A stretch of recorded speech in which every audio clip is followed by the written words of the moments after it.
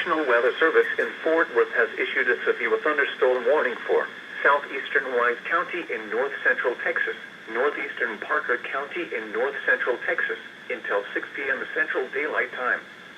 At 5:09 p.m. Central Daylight Time, a severe thunderstorm was located near Pooville, or 12 miles west of Briar, moving east at 25 miles per hour.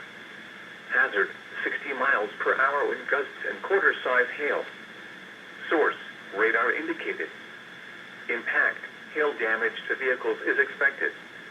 Expect wind damage to roofs, siding, and trees. Locations impacted include Azle, Briar, Pecan Acres, Reno, Springtown, Aurora, Rome, Newark, and Sanctuary. For your protection, get inside a sturdy structure and stay away from windows.